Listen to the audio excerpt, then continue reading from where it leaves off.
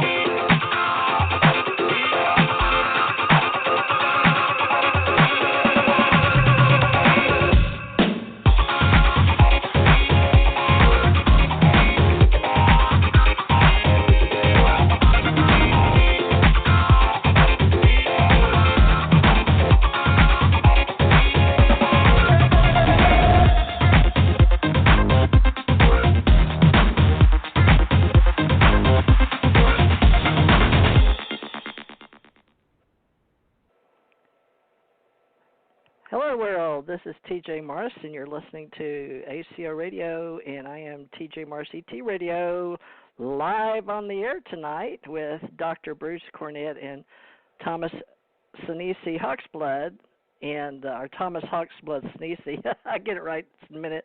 And we had set this up for our ACO Club tonight for those joining us, and if you'd like to join us, go to patreon.com/join/Teresa J. Morris, and you can choose what club you'd like to join. We're doing it that way these days for ACO, UFO, and our new one, ACAR. So welcome aboard. We appreciate all of you that have listened to us going on 8 years now, since June 2012. And I am doing my best to keep all our people in free social media out there, understanding the difference with Creative Commons license, and they've all got YouTubes and Facebook and Twitter and LinkedIn, and how all that works to help you if you are a sole author or an entrepreneur or a speaker, or you go to events and would like us to help you get the word out. So that's what we do. And Tommy Hawksblood's been with me since the inception, the very first one for our ACO Ascension Center organization, and was a director for many years with my husband and myself and Janet Carolison and Dr. Alexander Sashalison. And in 2020, we invited, I need to mention Ken R. Johnston and Thomas I'll remember here in a minute. Thomas R. Becker. And Thomas R. Becker is our GM for ACO Radio, meaning American Communications Online, and he started a department called Allied Command Internet Radio with me and others, and we're going to run this as the ACO Association, articles and bylaws. So got all that red tape out of the way, so let me get on. I need to call someone because we don't usually do him on Friday night, and that is Jan Aldrich, our ufologist with UFO Association. But I've got to look up his phone number. And then Ronnie Dawson called in on our Tuesday show. We have a 3 to 5 Tuesday show. And I guess he'll show up tonight because they said they would, but I didn't send him anything. So Bruce Cornett has volunteered, thank God, to help me tonight. And then Tommy's going to go back into his spiritual world on Wednesdays with me, and he does a show Tuesday for UFO Association, Tina and Russ Kellett in the UK. And he's been doing live shows, but we're going to let him and Bruce get on here. But let me get Bruce on here to introduce himself, and then we'll get Tommy. Dr. Bruce Cornett, is that you? Yes, can you hear me? Yes, good. Hello? We're live and on the air. Yes, can you hear me? Yes, I can. Good. Okay, well, we're live and on the air, and this is our first recording tonight with you, and I will be able to call in Dr. Jan Aldrich later. But tell everybody who you are, and then I'm going to let Tommy, so we'll just get the introductions out of the way first. So go ahead and introduce yourself if you don't mind. Okay. I have about 13 years of college education, 3 degrees in biology, geology, paleobotany, and palynology. And I've worked in the oil industry for about 11 years or more. And I've also worked at Lamont Doherty Earth Observatory, a division of Columbia University, drilling and analyzing rock cores from the Newark Basin in New Jersey between 1990 and 1993.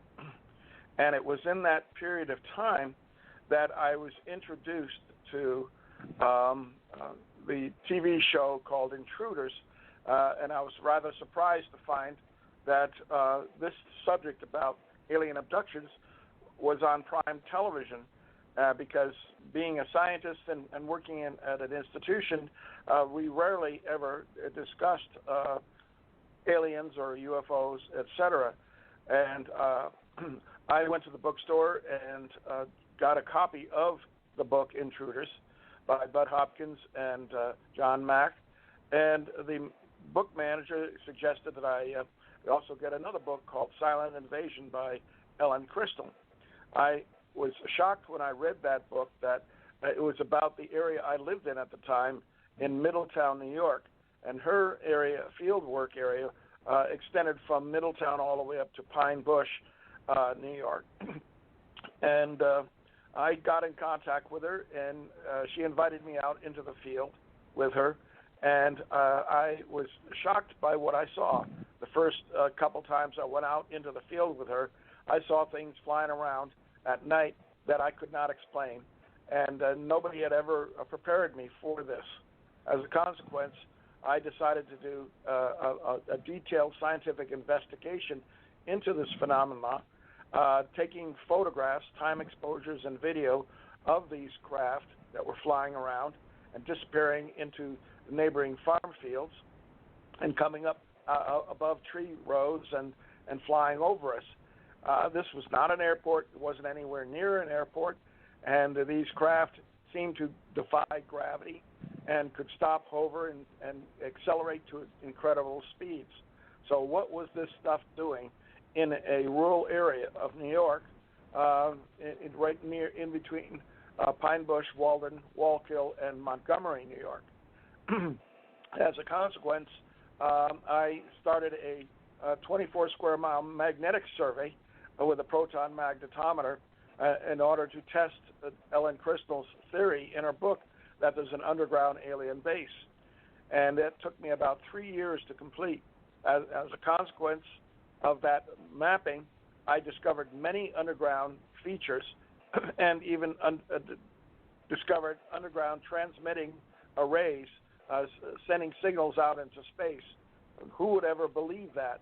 Nor would anybody believe that there are nuclear-powered ancient ships, alien probes, embedded in rock in the basin that had landed on Earth hundreds of millions of years ago. And I discovered those as well. And I'm going to be giving talks at the UFO mega conference in Laughlin in February, in less than a month from now, and it'd be based on the information in my book, Unconventional Aerial Phenomena, in the Hudson and Wachusett River Valley of New York. So that's why I'm involved in this at this particular time. Great. Now stand by and let me see if I can get. I'm going to see if I can get Jan on here, and then ask him to hold on while we get Tommy on here. But I just want to make sure I can call him because he's used to me calling him on the show. I wonder if he's going to be able to hear me. Let's see if this is going to work. Oh, wait, I did it. I didn't do it. Let's see. How did I do this? I've got 2 cell phones, a phone, a studio phone, and let's see. It says that it's ringing, right? Right, I hear it ringing. And where did you live, in Connecticut? Hello? Yes. Hi, Jan's sister. This is the ACO Club live on the air. Is Jan around? He said he would come, or like to come on Friday night's show, and we're live and on the air now. Okay, Jan, do you want to get on the show?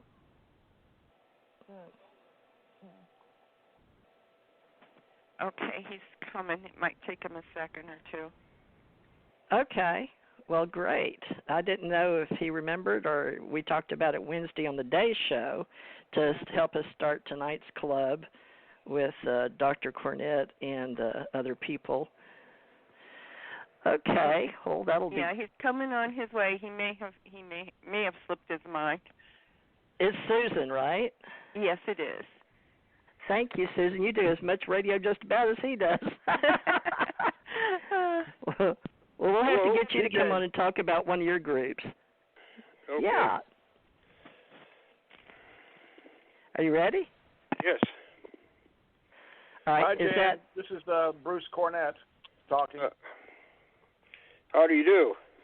Fine. Are you in Connecticut? Yes, I am. What part of Connecticut? Northeast. Northeast, up near Storrs, Connecticut, University of Connecticut? Close to the Rhode Island border. Oh, much even closer to that, huh? Because I grew up in West Hartford, Connecticut, and went to UConn. Yeah, I mean Canterbury, Connecticut. Oh, okay. I got it. Very good. Okay. Bruce, let's let Jan. Tommy's here too, and Tommy's rather long-winded, but he's been with me for years, so Tommy's on. But stand by, Tommy, because you and I are old hands at this. Jan, why don't you go ahead and introduce yourself for Friday night's club, because you and I have been doing Tuesday day club. So tell everybody, if you don't mind, giving them your little introduction about who you are and your background, and then me and Tommy will fill in, and then we'll start a conversation if you don't mind. Okay. So I've been stealing from the government for about 50 years now. First in the Army, and then 25 years in the post office. So my time in the Army was involved with meteorology for about 16 years, and then security and intelligence, and personnel and safety.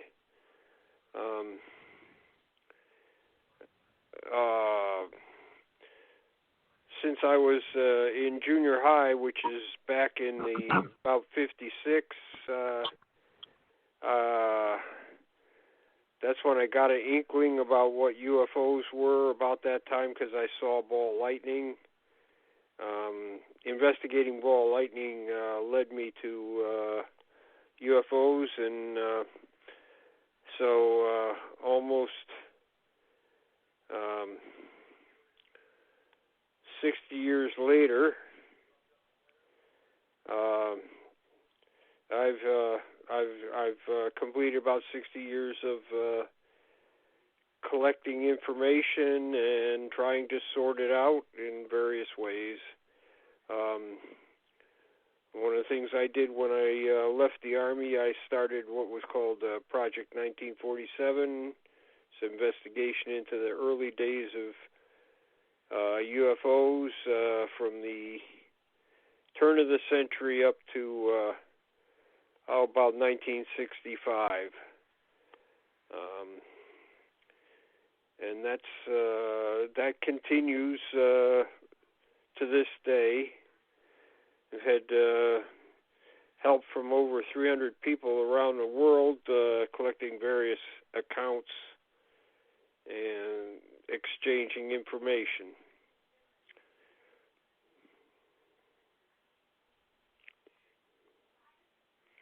So. Okay, let me let Tommy introduce himself, and then we'll get started. Tommy, can you hear me, Tommy? Yes, I hear you fine. Can you hear me okay? Yeah, good. We've got good reception tonight from Hawaii. Sometimes we don't, but great, Tommy. Yeah, go ahead and introduce yourself, and then I'm going to go on mute, and then we'll turn it back over to Bruce. All right, Tommy Hawksblood here. I'm sure most of you know who I am, but I'm on the Big Island of Hawaii. I just want to say there's so much stuff going on in Hawaii over the past 6 months with UFOs and everything else. I've been trying to keep up with it all, but there's things happening with friends of mine in California which should open the door to what aliens are and what races are here and stuff real soon. But there's a time frame that it's all going to happen, and it's not right now. I mean, everybody wants disclosure. I don't look disclosure the same way most people do, because true disclosure means seeing an alien and everybody sees it, and then they'll realize that there's such a thing. I mean, right now they're still fighting whether it's a government ship, Russian ship, Chinese ship, where the ship came from. Is it us from the future? Is it us from the past? Rather than what kind of races are really coming here and what they're doing. So, I mean, I'm way ahead of a lot of things going on with that. I hope to bring some information out real soon. It all depends on a few people I'm working with. A lot of people I know have been being arrested and put in jail because of the information that they have or they wanted to put out there. So it's kind of hard. People that tell stories can get to talk as long as they want, but people that have the truth, it's really hard for them to get it out there, because the Navy just released 2 statements yesterday, but the main one says they will not release any UFO information because it would hurt the United States. So that's their stand on disclosure. So if people think the Navy is going to come out and admit to it, they're asking everybody to send them all their information, but they're not going to come out and say what it means and what it entails too. So I want you to keep up on the information coming out. There's truth coming out here and there, and you have to piece it together. But this whole thing about disclosure and what the government's really doing is coming out in a real shady way. So, I mean, for them to beg everybody to send them information about what they store, when, where, how, and all that, and then not to come out to release it, there's something going on with that. One last thing, a friend of mine and I lectured for the Thunderbirds years ago, and we lectured for about 400 people. And I'd say at least 100 of them all had a story to tell about UFOs that came up to their ships and their planes that they were driving. So, I mean, it's not like it's new. It's not like people don't know about it. It's just a fear that people that do see it are threatened and are forced to keep it quiet. I mean, sure, there's a lot of people coming out now, and we need to come out. But we need to bring the most important truth that we do have that can help people out. And I feel that's my mission in life right now. I mean, I'm a writer. I'm on 5th book. I wrote a book, How to See a UFO, Field Manual.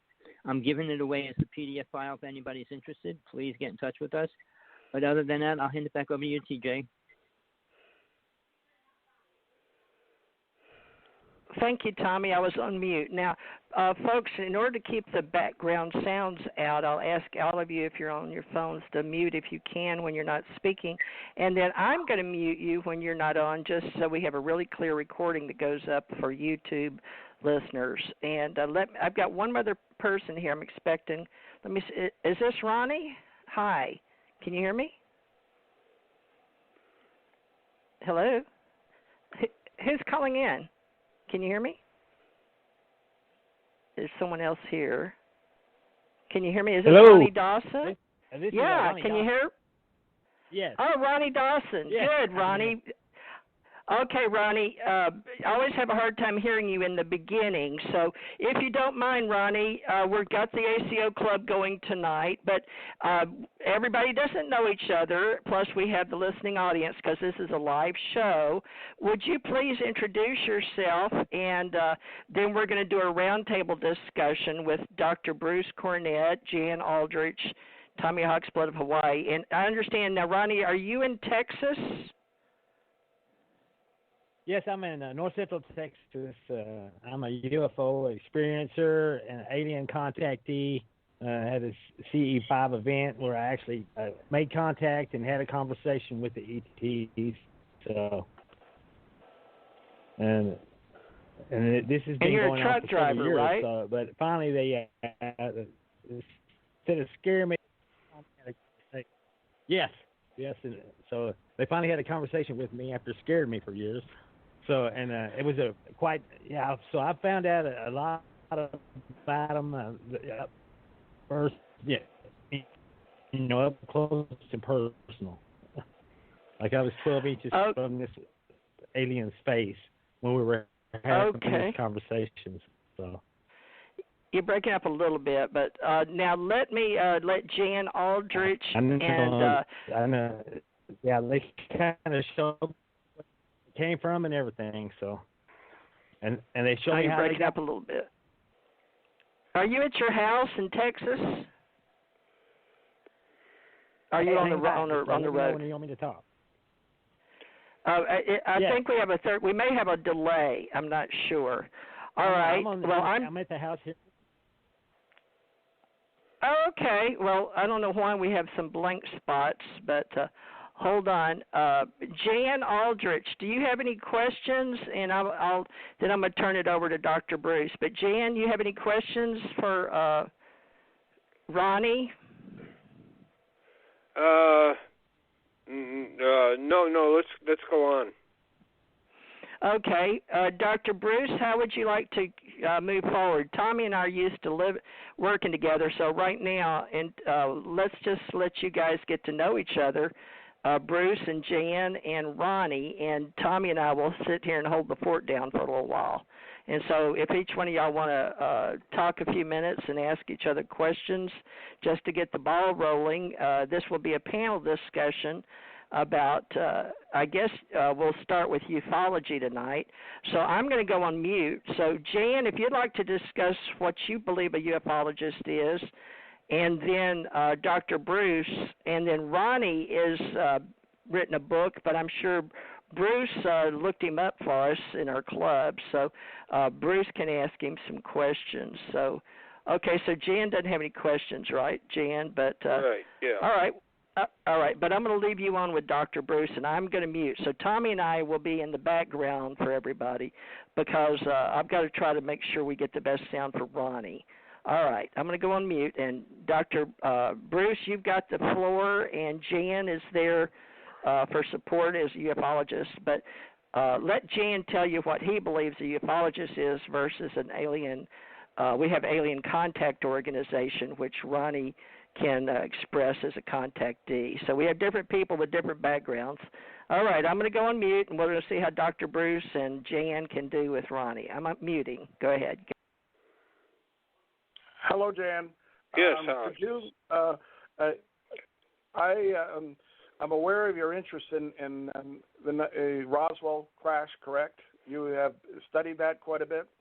No. In fact, that's the one thing I've avoided studying. The whole idea of Project 47 is it started right in the middle of what could we say, Roswell mania. Okay. And what I was attempting to do was to collect some of the material from the huge flap in 1947, which I don't think most people appreciate how many incidents took place. And since there were still people alive that had experienced them. It was possible to collect some first-hand accounts, but mostly it was newspapers and what had ever been collected before. The flap was a huge number of various incidents that demonstrated that UFOs don't evolve. In 1947, almost everything that we associate with UFOs was there, except maybe abductions. But I think there were such things that they were just in the background. But car stallings, people being physically injured, physical events which left traces,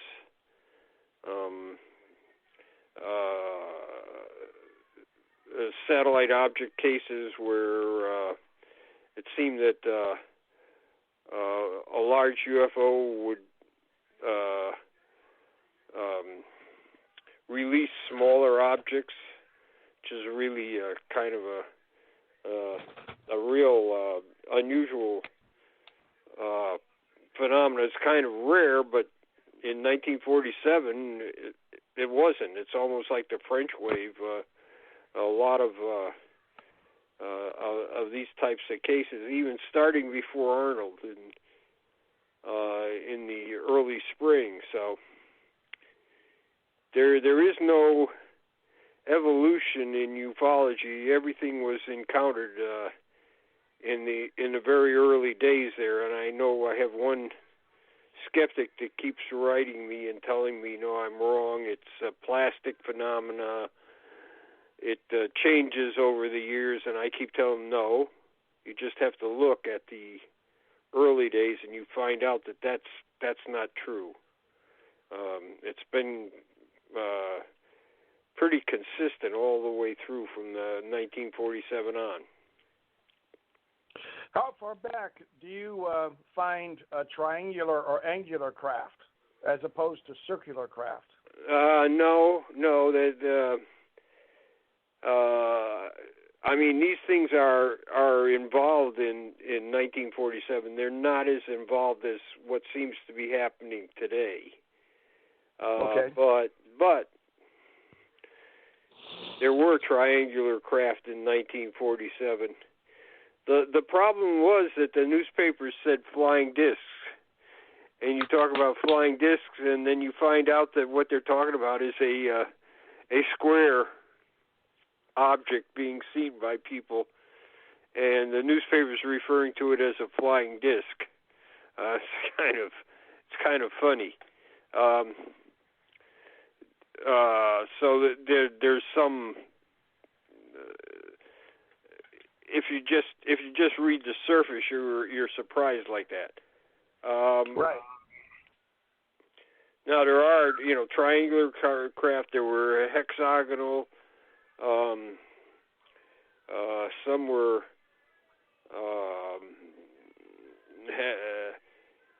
lens shaped. Then some were say cup shape or egg shape, egg shape, elliptical. All these things occurred, and then there's some rarer things. But like I said, it's pretty much you can find anything that was in like 1957 in 1947 or 1967 or 1977 and so on and so on. Back in 47. This involved screening about 4,000 newspapers in North America, and then about another 400 or 500 overseas. The North American newspapers at the time in 1947, there were 11 11,000 of them in North America. So haven't even completed a majority of newspapers available at that time. I took an interest in looked at newspapers in different counties in the Northeast, and saw quite a few articles about sightings. So I agree that there was a tremendous number of reports being published on at that time.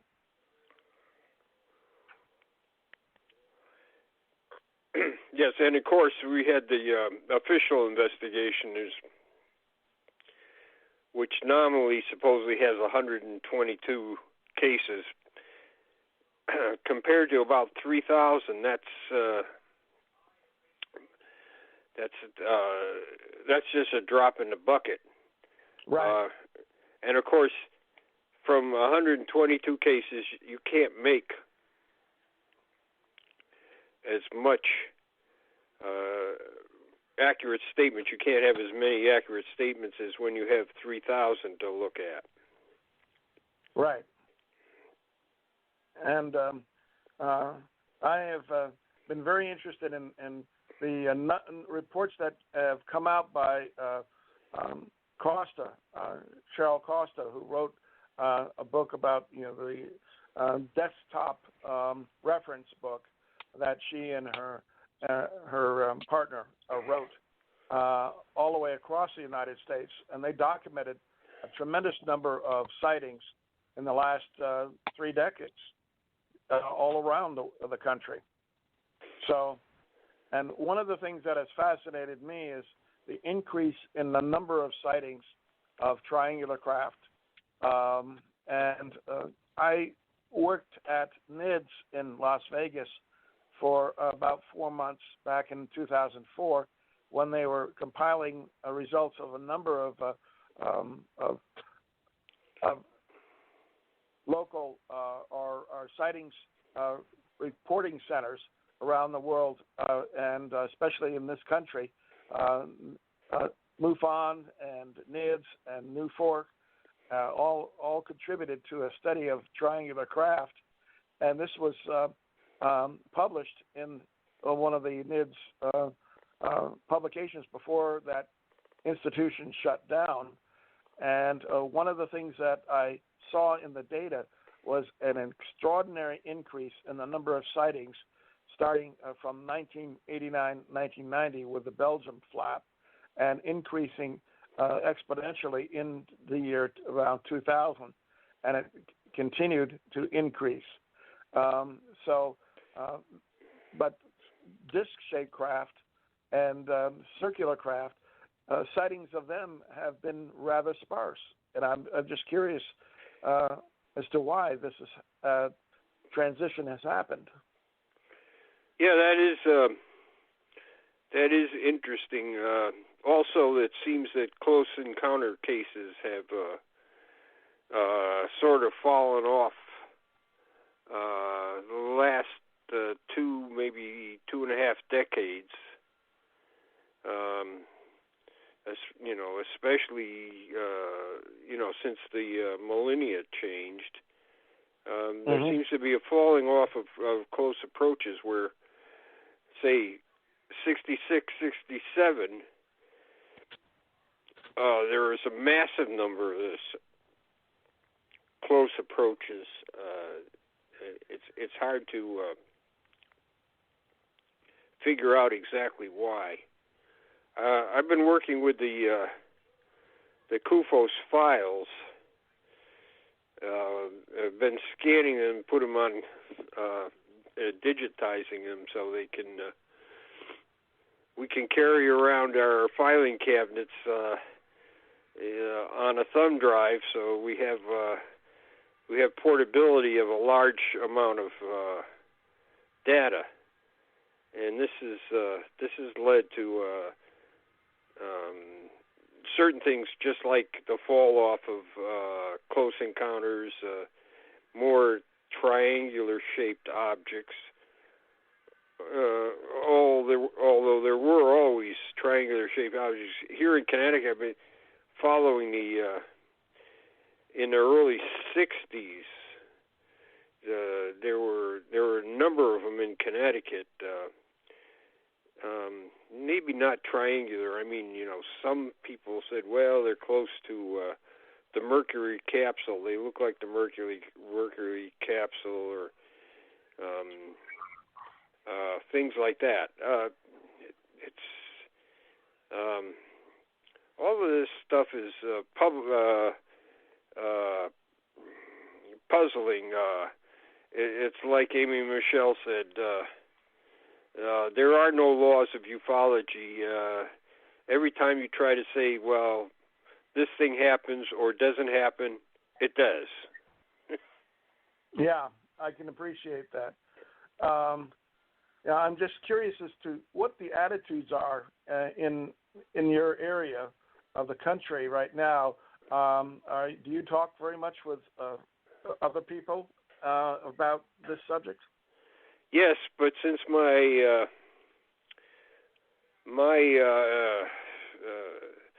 emphasis is on historical, most people want to know what's up to the minute. So right.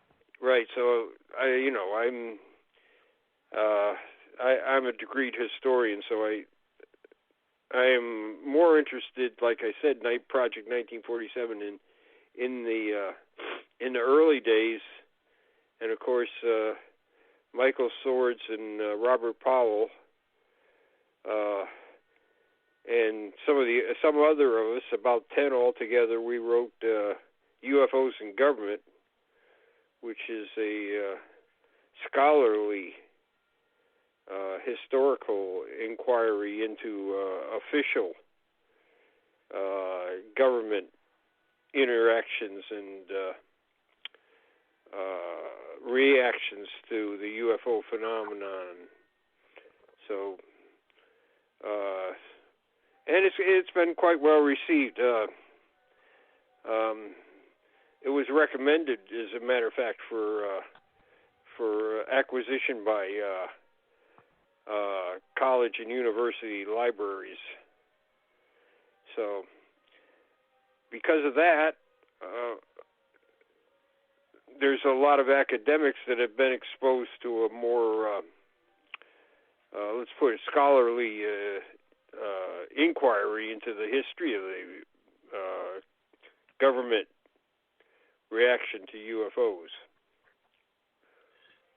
Since I've spent a lot of time in academia, and as I mentioned at the beginning of this show, my involvement in this subject didn't really begin until 1992, and I was really shocked by how much information was available to the public, while in the halls of academia, I rarely ever heard them mention the word UFO. And yet, are you familiar with this new book that's out by Dr. Pazulka called American Cosmic? Yes, I've scanned through it. It's interesting. When McDonald was interested in UFOs, at the time I was working at MIT, so I had access to their library and their libraries, and there are let's put it this way, maybe not discussions, but descriptions of UFOs in a lot of scholarly journals, and I'm not talking about pre-1947, but up there. And what I was doing while I was there is going through and seeing if I could come up with some references, and then anything I couldn't find at MIT, I sent on to McDonald, and he had people at other universities could try to look these things up. I remember we had two stubborn ones that were hard to find, one in Italy and one in the Netherlands, and they were both from 1954. I don't know if he ever found them, But it is interesting, and there just seem to be more or less hidden. I mean, the interest didn't appear to be. There didn't appear to be a lot of interest in academia. But the reason I brought up Pazolka's book is that what she describes is almost an awakening within her university and other universities, and more people interested in the subject and talking about it, even though it might fall under Alan Hynek's Invisible College category, where there's not as much of a stigma anymore about talking about this subject. Right. The University of New Mexico wants to acquire. In fact, they told me they're not afraid of a lot of data, which we have a lot of data. Like Hynek said, we have an embarrassment of riches. We have so much data.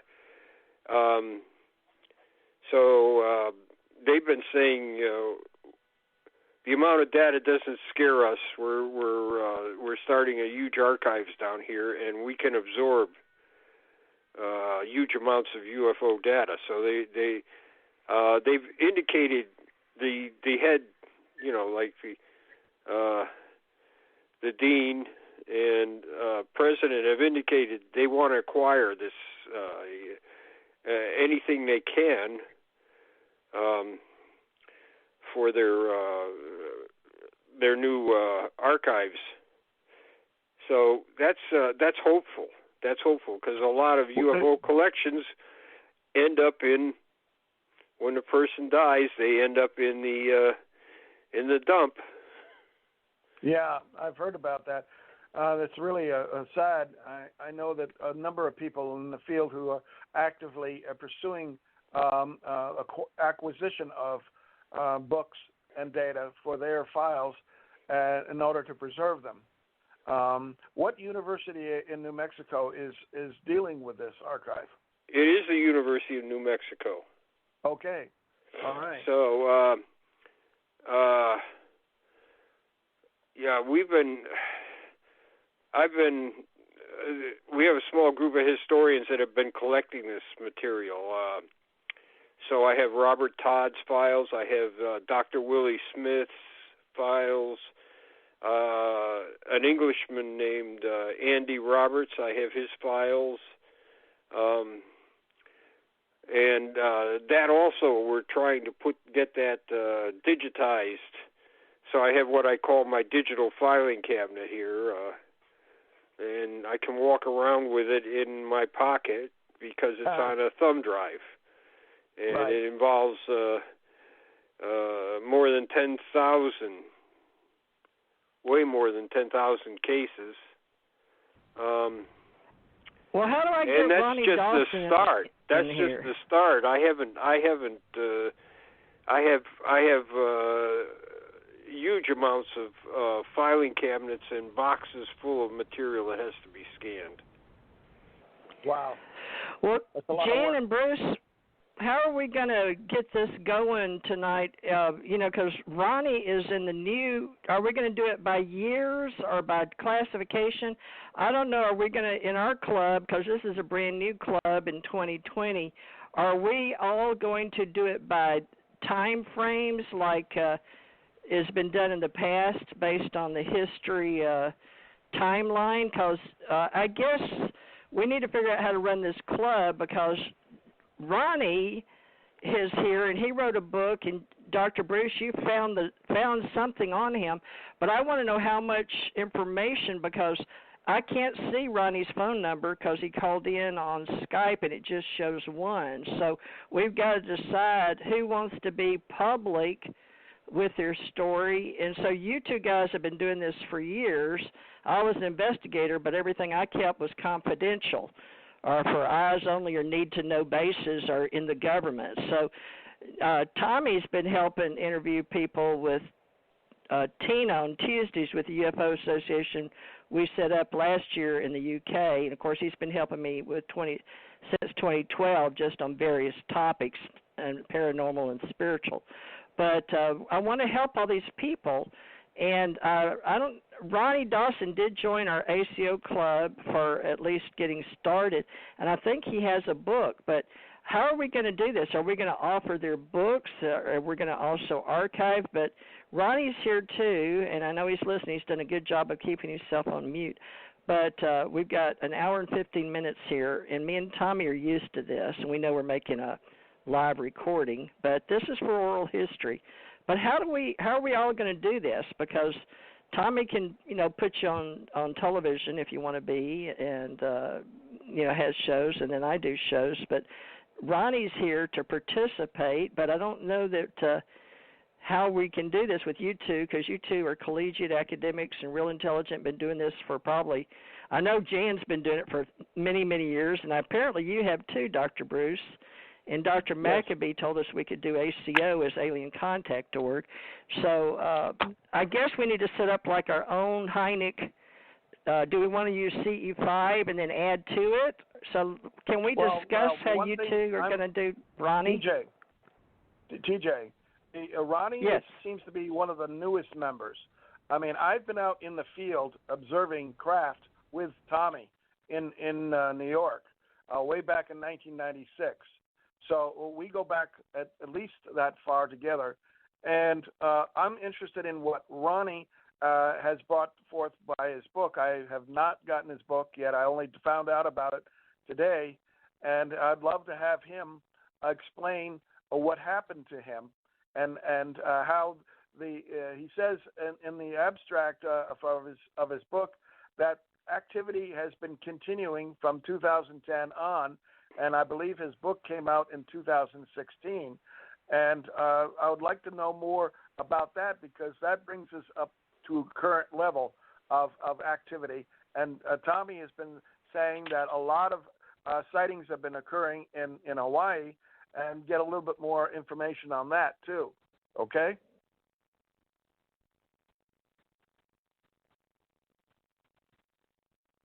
Hello?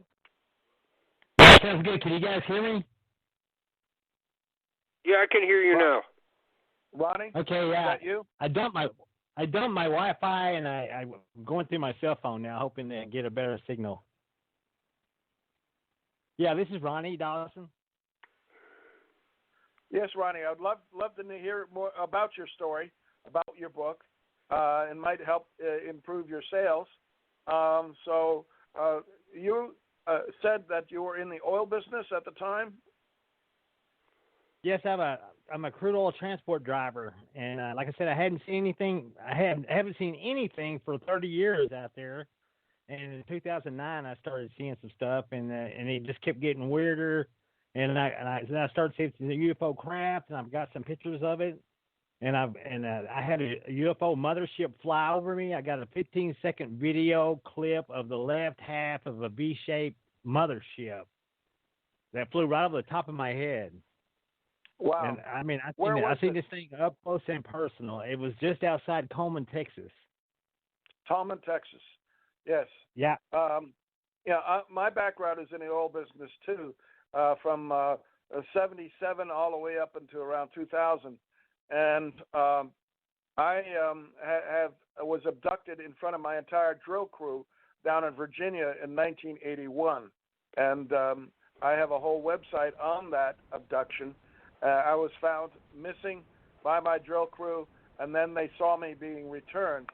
That was my first indication that something very strange was going on, because they had given me screen memories, and I had no idea that I was actually taken aboard their ship.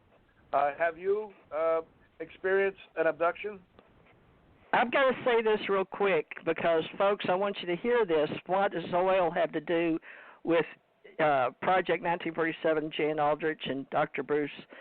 But I just found out recently on Jan's show on Tuesdays that I was talking about in Oklahoma, and these ETs were talking to each other, and it was on an oil site. So I'm starting to wonder about this oil stuff, but I'm going to go back on mute. But Tommy, you're being really good because Tommy and I can talk for 2 hours easy. But just occasionally let Tommy make a comment, Bruce. But I'm going to go back on mute. But there's something about ESP and me in Oklahoma and oil, just like with you guys. But my story can come way later. So I'm going to go back on mute. Okay. Okay, Ronnie. Did you hear my question? Yeah. Have you been abducted? I have the way it was an abduction, but it was a non-typical abduction. What they did, they grabbed my living spirit or essence or whatever, life essence or whatever it is, and they pulled me out of my sleeping body for a conversation. And my wife walked through the bedroom several times during this conversation, and I asked them to show me how they got here because I'd always heard if you ever get a chance to talk to them, ask them how they got here. And I asked them how they got here, and I asked them if they could show me. And they instructed me to walk through the wall. And when I did, I fell into outer space right off of one of their planets in a solar system, God only knows where. And you could see it was close to a galactic center because I could see a black hole with all the stars being sucked into it in their sky. And their sky looks a lot like ours. Their planet looked smaller than ours. It had a quick rotation. Had 3 major continents, thin oceans. I mean, I was in outer space looking at this thing, and when I look back at where I came from, it was a black box. It's the same. You've seen the U.S. military jet that filmed the gun camera filmed the black box flying by it. I've been in one of those. That's a Stargate. That's what the ET uses to get here. And they said, and not only is it a Stargate, it's a biocontainment mechanism. It keeps from contaminating our world and our world from contaminating theirs. And that's what that's what they told me. And you see it fly right by the jet. I think it's off the coast of Florida. The jet filmed it, and I was like, yeah, I know exactly what that is, man. Yeah. But I'm surprised the government's never asked me about it, And I heard you guys talking earlier. The thing is, after I seen the big UFO and I've got the footage, I contacted several universities. Nobody's interested. I contacted every media. I contacted CNN. I contacted TNT. I contacted Fox News. Nobody wanted to cover my story. Nobody even got back with me. So back in the 40s, if you reported something like that, yeah, it would be a major story. But now I reported my UFO site, and they never even give me the courtesy call back. And that's the reason you don't hear a lot of this. You don't hear a lot of the new encounters like mine. You hear the old ones because back then it was different. Newsmen back then were interested in stuff like that. Newsmen would take the time to cover it. And newsmen back then had a lot more credibility than the guys do now. Back then, if you didn't report the truth, man, you'd be fired. You'd be run out on a rail, So, I believe what the guys were writing back then, and Roswell, they're taking people out there right now. I'm going out to Roswell this year. I'll be at the Roswell UFO Festival. I was there 2 years ago, and there's an impact crater out there. And, and everybody's sitting there thinking, well, think about how fast that weather balloon was going when it hit the ground and make an impact crater. It wasn't a weather balloon, It's quite obvious. You said a black box. Could you explain that to the audience a little bit better, what you mean? Was it a rectangular black box that was levitating in the air?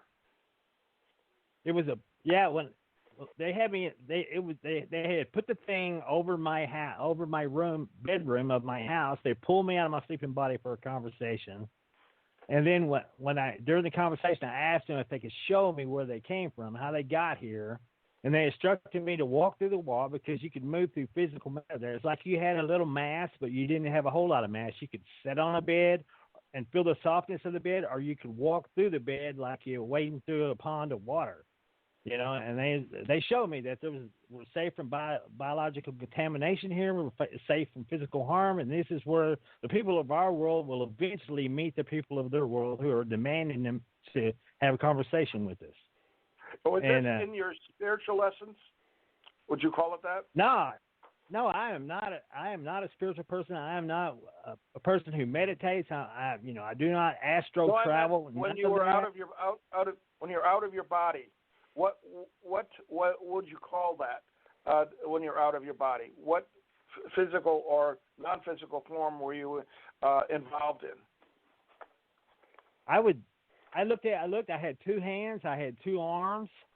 I mean, I looked at my hand and I could see my hand, and I couldn't see through my hand like I was in a ghost state or nothing like that. I mean, I looked very physical, and I could feel softness, and I did not feel hot or cold. I felt perfectly comfortable. I didn't need to pee, or I didn't feel hunger. I felt perfectly good. I mean, I felt good, and I looked at the people I talked to, the aliens that I talked to, and I could see their characteristics, and one of them was holding hand.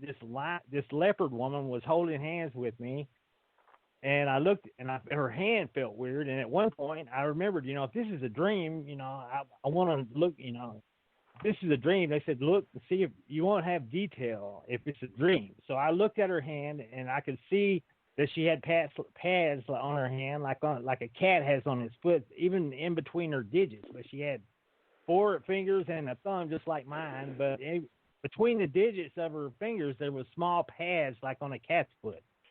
Very odd. Could you see your physical body in the bed? Yes, I see. My body was still laying in the bed, and actually, when they pulled me out of it, I was like buried in my bed up to my knees, and I kind of freaked out because I looked down and I seen the bed, and I didn't see the bottom of my legs, and I kind of freaked out, like, oh my God, my legs are gone, the bottom of my legs are gone, and they waded me out of the bed like wading out of a pond of water.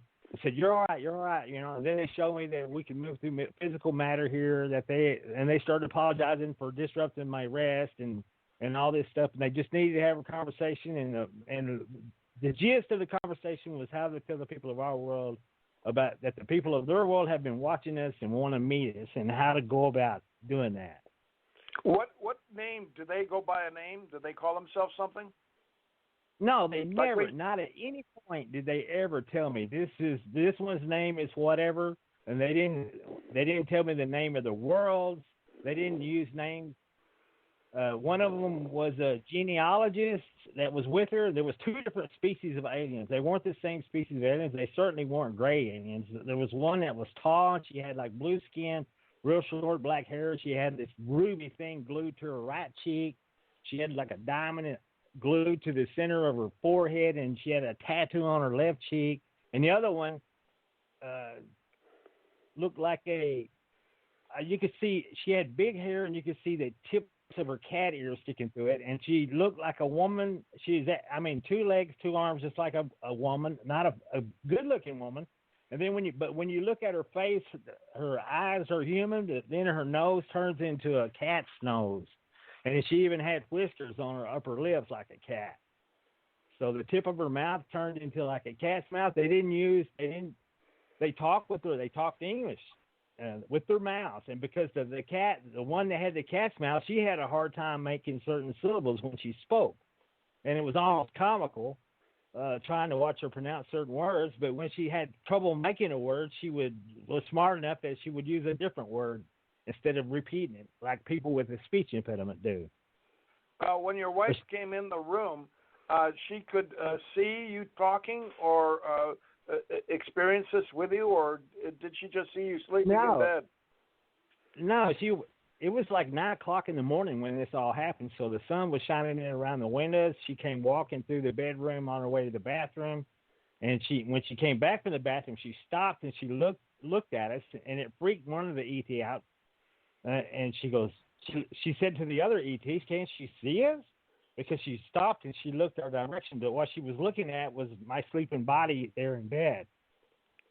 But your wife couldn't see the ETs, right? Your wife could not see the ETs. No, they said this is where we've been watching you from. Said she cannot see or hear us. Is what she said. She cannot see or hear us, and this is where we've been observing your world. This is interesting. So the 2 ETs were female, correct? Both of them, yes. Interesting. And they were 2 different types. There were 2 different species. One was like a leopard woman, and I mean, at one point, the story it's a pretty lengthy story, but anyway, she had a big tail, and then she had stripes on her body, and I drew some sketches of what she looked like, and I drew some, and the tall blue one, I actually got a picture of that one in a UFO encounter in Coleman. The disc approached me, and I went into hiding, and from my hiding spot, I leaned around this oil field separator, and I took a picture of the craft with the compartment underneath it lit up on the inside, and this is the same ET that is standing in the opening. And I took the picture like back in 2011, and I actually met her in August of 2017. So this is the same one, the tall blue one. And I think she's probably the pilot of the craft. Wow. And that is fascinating. I've never heard a story quite like this. But then I've also known I've had quite a few encounters myself with different types, but not like that. We tend to give them names like the Greys and the Tans and things like this, the reptilians, but that's not what they call themselves. Yeah. I mean, I know the cat woman. What do they call them? I've heard some. What do they call the cat people? It's gosh, I can't think of it right offhand. But they have a term they use for the cat people. But she never said that this is what they're called, and they never use names when they were speaking to one another. She called her my associate. She called her a geneticist at one point. But, I mean, she never called her a name. I never heard her call each other a name. And she never told me the name of their... That's the same, I guess, point or fact with the ones we worked with. They never honestly told us their real names or where they really were from.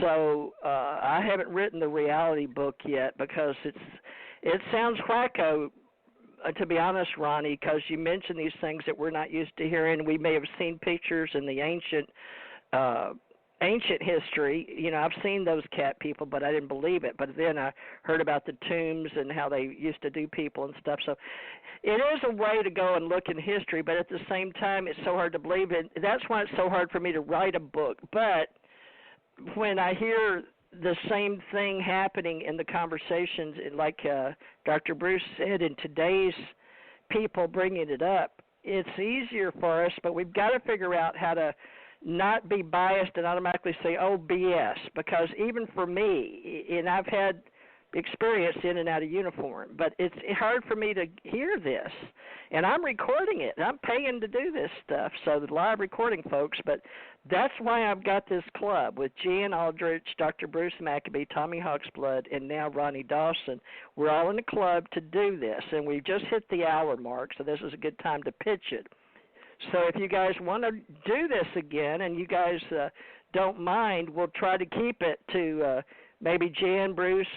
Tommy and I can run the boards, meaning we can help produce shows for you guys. But when we invite somebody like Jan that's been doing this for quite a few hours on his own books, and Wednesday and he agreed to talk to Ronnie Dawson tonight, Friday, and Ronnie agreed. We weren't sure they were going to show up, so I asked Dr. Bruce to show up and sort of help run it, and then Tommy just happened to call today, and he's going to start doing Wednesday again for a spiritual topic. But Tommy is also involved in this. Whoops. All right, I'm going to go back on mute. But Tommy, you want to put in about 2 or 3 minutes here, and we'll get back to Jan. But Jan, what we do is we usually rotate a panel, and Tommy can run it. He's used to timing the old way, but we would let each person talk for about 5 minutes so we don't talk over each other. But Dr. Bruce, this is his first show for the ACO Club, and Jan, I'd already invited you and Ronnie from Tuesday's show. I was going to say, and I cut myself off, that I was hoping we could learn to work together with the ancient and the history that Jan does, and Bruce is going to be speaking, so he goes to the events that me and Jan's done a few, and he's done some meetings, but he's also in these closed groups where they don't allow just anybody to come. So I'm trying to create something in between. And Tommy and me for 8 years is to bring the different associations, clubs, groups together to meet each other. So, Ronnie, it's really hard to understand, but my brain's really trying to understand, but totally get that if you put it in a book and you're willing to say, this happened to me, and you author it. I've also got an author's club, so we can pull your book in here. But I don't know how we're going to do all this, Jan and Bruce, but you guys have been in it for years, so I'm hoping you guys will orchestrate with the new people. And, well, Dr. Bruce, bring Tommy in. I'm going to mute, but bring Tommy in for a minute. TJ, I just want to say something. This is in reference to Jan. Being the historian, he is familiar with all of the tens of thousands of reports. He may not have read every single one of them or remember them. But my question to him would be, how many different types of ETs have those reports indicated? In other words, we hear from Linda Moulton Howe about how in government documents they've reported as many as 75 different types of ETs, and but there are others who say that there are thousands of different types that are visiting Earth, and yet where is the evidence for all of this? So I'm just curious as to whether or not Jan can fill us in on what he knows. Okay. Listen, the evidence is kind of ephemeral. We don't have any pictures of ETs that stand up. We've got some traces, and Ted Phillips took a few footprints, I think, castings, but it's hard to say. There appears to be small entities, say about 3 feet, 3 feet 5, 4 feet, somewhere in that area, and they appear to have different colorations and possibly some different physical characteristics that are human-like but not human. And then, of course, about 1980, everybody started to graze, and actually, from the Strebert stuff, started pushing that backwards into the earlier histories, and then there's always giants and appears to be robots, and but they're hard to characterize, and it's really, in a lot of cases, it's hard to take them seriously because they seem like caricatures instead of regular entities that can walk around like Earth people or animals. I mean, they just seem to have a lot of unusual characteristics. They don't seem to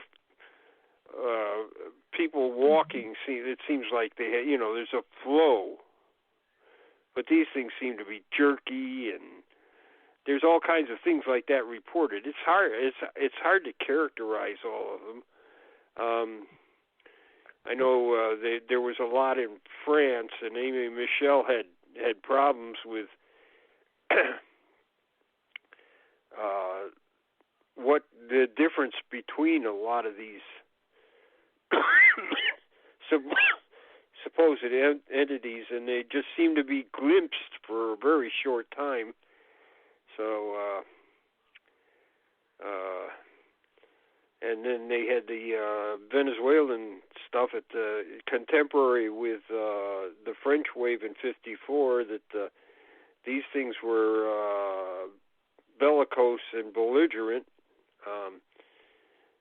beating people up and things, and they seemed to be almost naked when they were doing this. And then there's others that are enclosed in some kind of almost spacesuit. So It's hard to tell. And then there seems to be rather unusual caricatures of robots that it's stuff you would see in early 50s science fiction movies. So and then giant entities, bigger ones, 10 feet tall. So I don't think there's any real good characterization of this. Yeah, everybody seems to have. I mean, there are a lot of different reports of different types of entities. Are you familiar with Riley Martin? Have you ever heard of that name? No, I don't believe I have. He wrote a book called The Coming of Tan, The Coming of Tan, and it's about this group of ETs that he met with and lived with off planet in their huge spaceship, which was the size of a moon of Saturn. And there were two types of ETs in there. And when I heard Ronnie talking about the Leopard Woman, I said, oh my, yes, he ran into this Leopard Woman on board that spaceship or base. And he drew pictures of them. And this is rather interesting because he was a very good artist, and he depicted the two basic types that he saw, and one of them was this reptilian type called the Tarxicians, and they fly angular ship and boomerang-shaped ships, which we have been seeing here on Earth. And I rarely hear anybody talking about his book, which came out in the mid-'90s, and yet it is incredibly filled with details of what he had actually experienced. And it was very different from the Greys, very different from what we typically hear from abductees and experiencers. Yeah, let me tell Ronnie, if you can come back on, you dropped off. I don't know if you did intentionally or hurt your feelings. So I sure wasn't trying to, because I hope you know me well enough to know I've had a lot of weird stuff happen to me too. So hopefully, Ronnie, you can call back in. I hope you just got knocked off or you're changing from your phone or your thing. But I sure hope I didn't have hurt your feelings. I sure wasn't trying to. It's so hard for people to have experiences and know how wacky it sounds and be willing to come on and talk on a show. But like I said, Ronnie, you wrote a book, and it's, I guess it's rough. I don't even know if it was 10 years old or not. But, he's out there, and that's what we want. So I apologize, Ronnie, if I hurt your feelings. I hope you come on and say I didn't, that you just lost contact or dropped off. Because it was just showing ones, and I can't see, so I know he dropped off, so hopefully he'll come back on. But Dr. Bruce, he's not here. So Tommy, you want to talk for a minute real quick with Jan and Bruce about how you can help some of these new people or not? Because I hope I didn't hurt Bruce's feelings, and I've lost him in our club. But he's a paying member, it's just $1 for a month. But, he's helped on the radio show, and it's hard for people to come on. So I'll try to refrain from making catty remarks in the future about it's hard to believe. I didn't say I didn't believe it. I just said it's hard to hear, because of the caricatures. I think Jan has learned over the years. Oh, good. Hold on just a minute. Ronnie, did I hurt your feelings?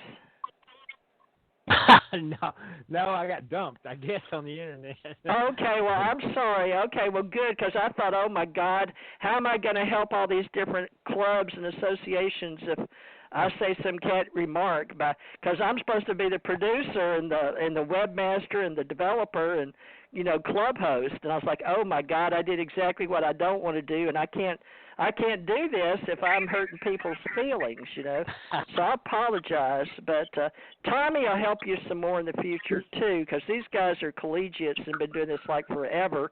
But I'm sort of hoping to bring in new people and somehow get everybody to play good in the sandbox together, if you know what I mean. So thank you. All right, well, I'm going to mute Ronnie, but you got to understand, like you said, you're not spiritual. You're not trying to make no money. You do your job, and I know that you and I have done a show before, but I'm just saying that for people to listen to this show, it's so hard because I've had interdimensional things happen in uniform and out of uniform and at night when I'm sleeping, and I'm trying to figure out how much of us is in our mind and how much is in the essence, like you said, because I, too, am doing neuroscience. I'm really studying consciousness and how we work in and out of body because I've had 3 near-death experiences or I've died. So there's a whole nother level of this, and I hope to bring it all full circle. It's going to take a lot more club hours than just tonight for everybody to meet each other, but at least we're getting started. So I apologize, Ronnie, but I'm gonna mute now. But all these are authors, folks. I have to admit, I'm a publisher. I have TJ Morris Publishing, and I do Lulu and Amazon. But all of these guys are in my life because they all are an author. If you want to know what have they got in common, well, we're all authors.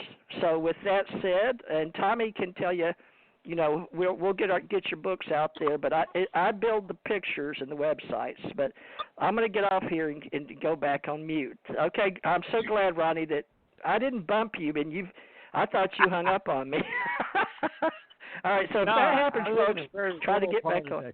Yeah, very rural. Yeah, it's so rural. Very rural. Internet, it's something. I thought.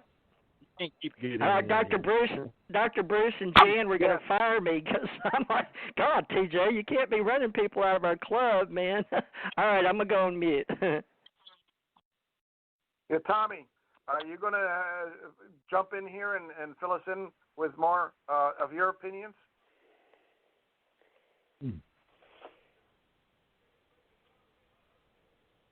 I guess he's off. I wonder if he's still connected now. No, can you hear me? You can't hear me? Hello? I can now. I can now. Oh, all right. Okay. So, yeah, I've been involved with this since I was 6 years old. It wasn't something that I wanted to do. But what happened, I mean, I was pulled into it at 6 in the hospital. My brother was having his tonsils out, and so was I. And the story starts in my life when a ship was coming to abduct my brother. And I kind of went to the window where the ship was and put my hands on the window, and then the ship shot right back out into space.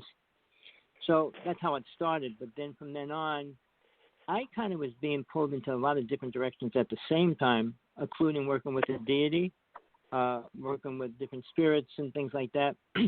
But by the time I was 14, I was doing Ghostbusting in New York City. I was doing hypnosis at 15. So I got involved with. I was one of the first people, and I probably was the first person in the United States to actually start doing past life regression when I was really young. I tried to figure out a word about it, and I came up with that.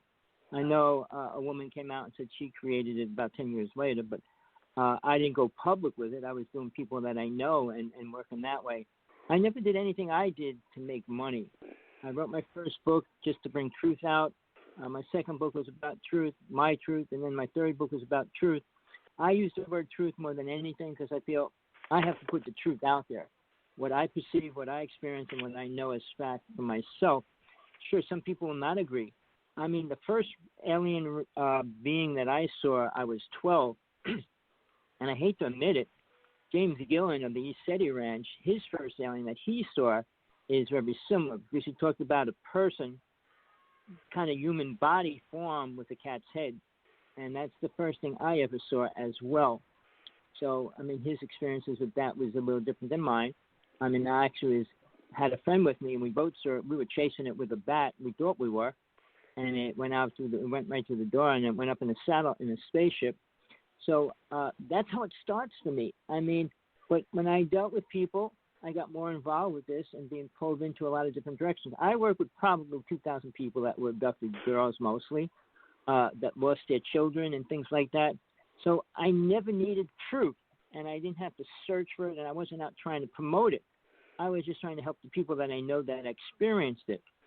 And with the way it is today, everybody's allowed to come out and say it. They won't be put in the nut house right away, even though they will be put in the nut house if they have any real important information.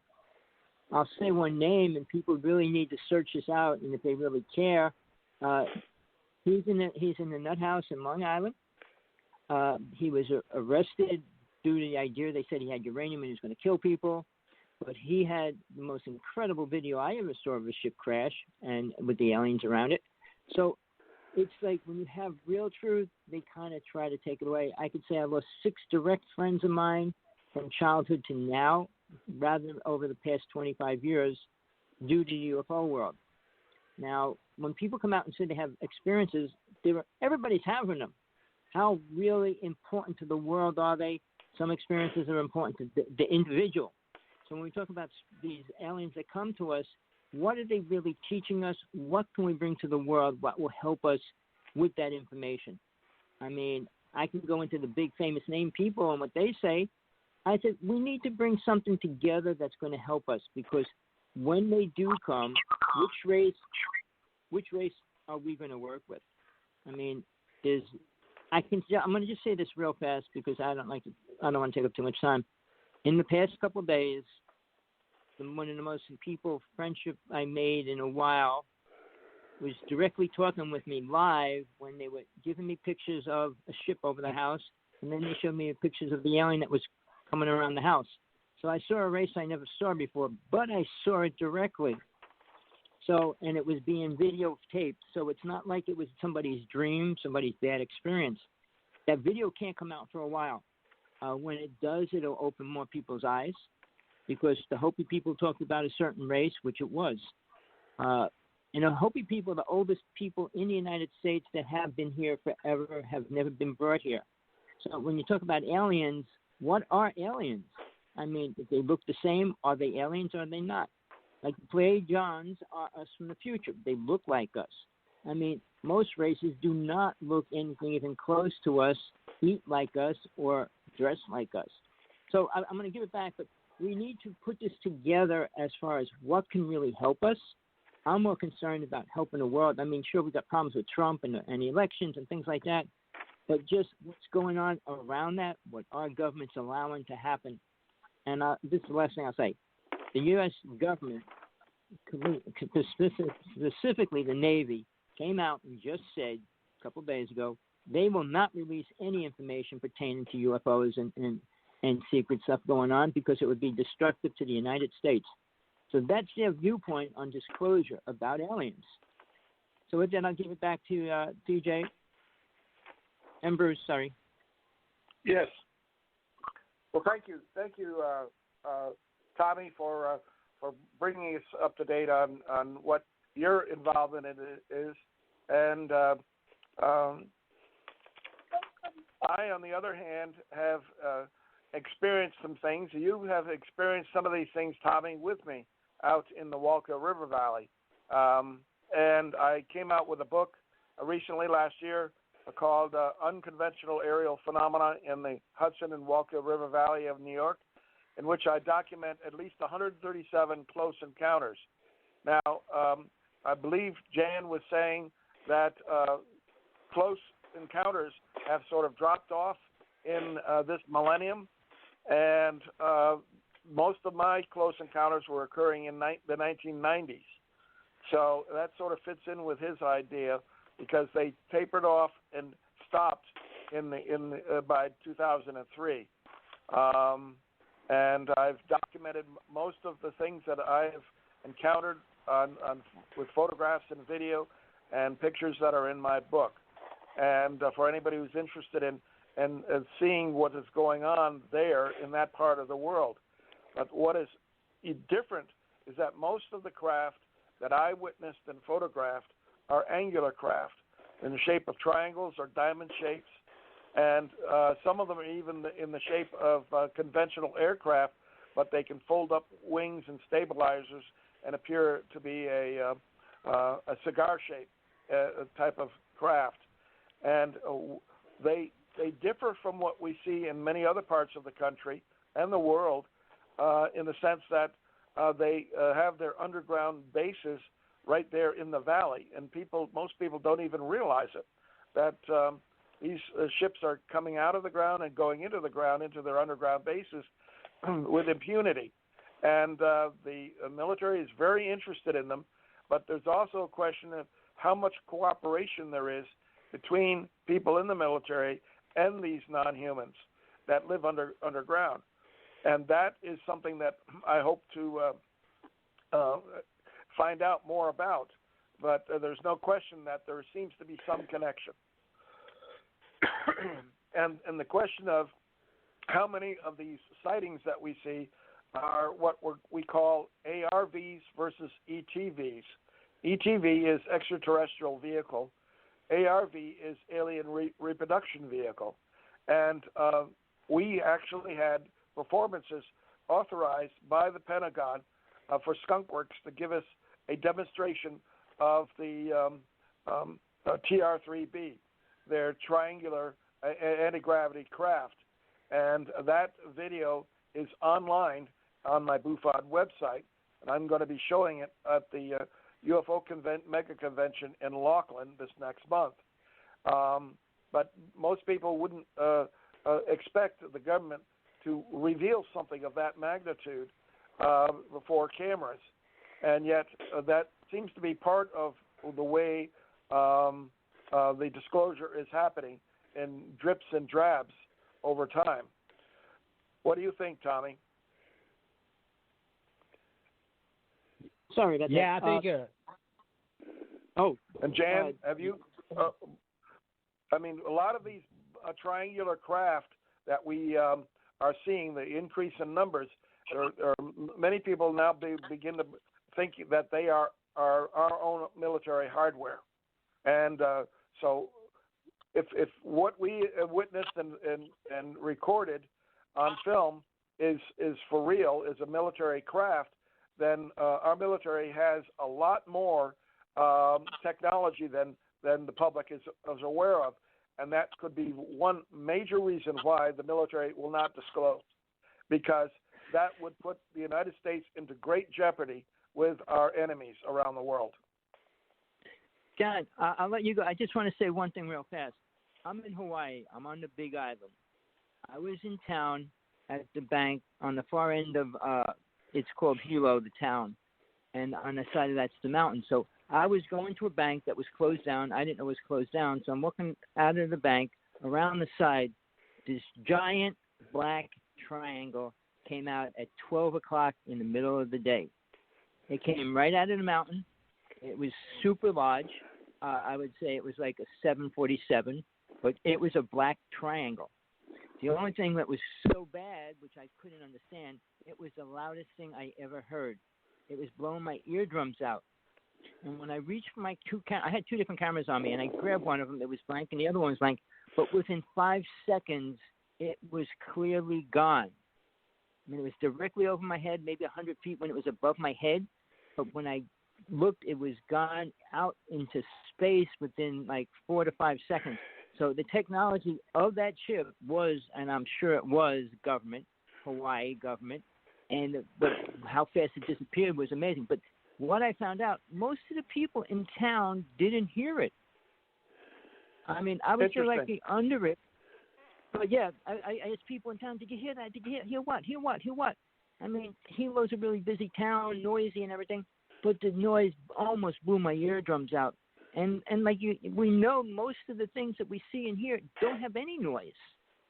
But right. I just wanted to throw that in. Well, that's good because I've when I was at NIDS, I had a report of a black triangle that was seen taking off from a naval base near San Diego, and it's as it took off, it had to stop immediately to allow MD-10 commercial airliner to pass it as on its way to landing at the San Diego airport, and then the witnesses saw it. Once the aircraft had passed, that triangle just took off like a bat out of hell, and clearly was coming from a military airfield.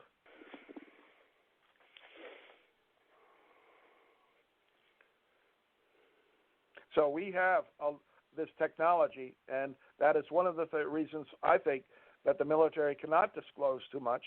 Otherwise, they're going to expose our own vulnerability to our enemies. Right. Hey, are you guys familiar with the Wilson leak? Did y'all hear anything on that? Yeah, I've heard about that. Yes, yeah, about the Space Force or the Solar Warden stuff.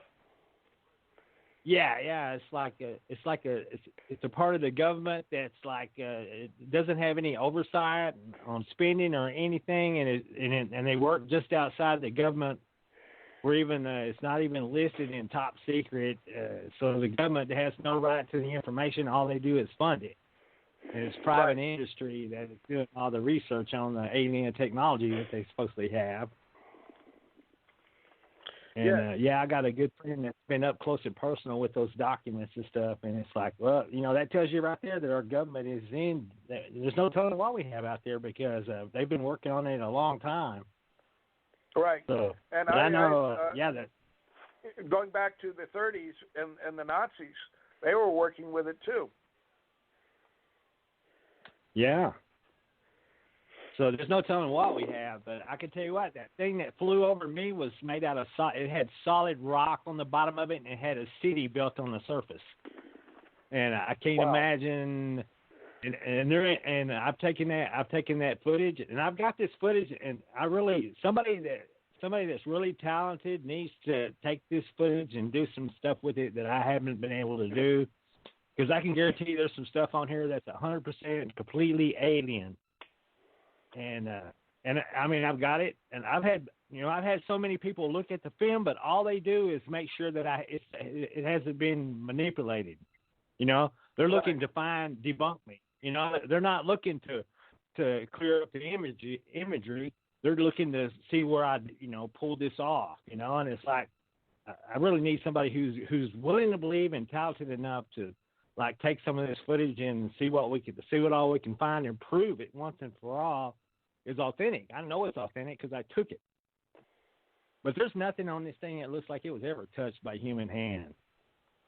And I mean, this is a big craft. This thing was, I guarantee you, it was a mile long, a V-shaped craft. Each half of the V was a half a mile in length, and it was a tight. Would that have been similar to the Phoenix sighting occurred in 1997? That big V-shaped craft. It looks very similar because when I could see lights on this thing in different areas of it, and there was a large area of lights that was rotating around my location, and it was getting lower and lower. And when it finally passed over my head, I couldn't believe how big it was because lots of the craft didn't have any lights at all on it, and the lights what come year from was different this? parts. This Ronnie, was 2011. 2011, yeah, and that March was 2nd. in Texas? Yeah, north central Texas, just about 10 miles outside of Coleman, Texas. And this thing, I got the footage on the flip. It's a flip phone. Is a Motorola AT&T Tundra flip phone is what I caught the video footage of it. And I thought I was taking a picture because I had taken some video earlier, and it was one of the first cameras that came out with the capabilities of video. I mean, we didn't have smartphones back then in 2011.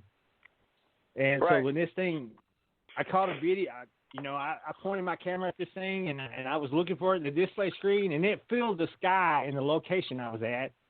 And to my horror, when I looked at the display screen, all I could see was complete black. And this thing was leaving the area, and I'm going, my God, this is the most amazing thing anybody's probably ever seen, and I've got to catch something on.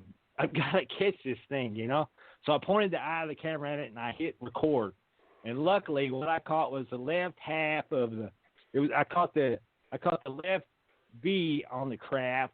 Probably, I just about caught just about all of the left side of the V. And man, this thing is a mile long, and it's got a row of burning flares, like there's some kind of refinery process going on. It's got these buildings built on the surface of it. They had these blue glowing power lines stretched across the surface. And when I zoomed in on that thing and started looking at it, man, there's like I didn't even see it at first because I was looking for alien architecture and machinery and stuff like that. And then these other people said, man, I see this huge creature on the surface of that thing. And I'm going, nah, there's no way it could be a creature of any kind on this thing. And when I started looking, I saw it too. There's a huge creature on this thing. And one of the creatures, it looks like it's 40 feet tall. It looks like an insectoid. It's towering above the buildings on the craft.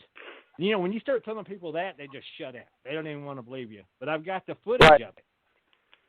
And on one of the arms on the thing is casting a shadow on its body, and it's right in line with where the light source is. So you can see the light source.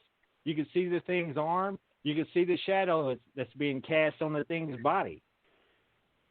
And I've got a good picture. I guarantee you, I got a good picture. Now it's not Paramount picture quality, but it's clear enough you can see what the hell it is, and I guarantee you it's big enough that you can't explain it. And I showed it to zoologists, and they said, well, where'd you get this from? And I said, well, you ain't gonna believe this, but it's on the surface of a UFO. And they didn't want to talk to me anymore after that. At first they were going, yeah. They said, I know every creature on the planet, and I've never seen, because this thing, it looks like a praying mantis, but the arms come out of the back instead of out of the front. And he goes, yeah, that's, it looks like a praying mantis, but it's got arms that come out of its back. He said, I've never seen anything like this. Where did you get it? And I said, well, and once I told him where I got it, he didn't want to talk to me anymore after that. And that's the way they are, sadly. Yeah, this subject is one way to end a conversation. So yeah. For those who don't want to believe in what we are seeing. But I've got some footage of some ETs, and I mean I've got some pretty good footage of some ETs,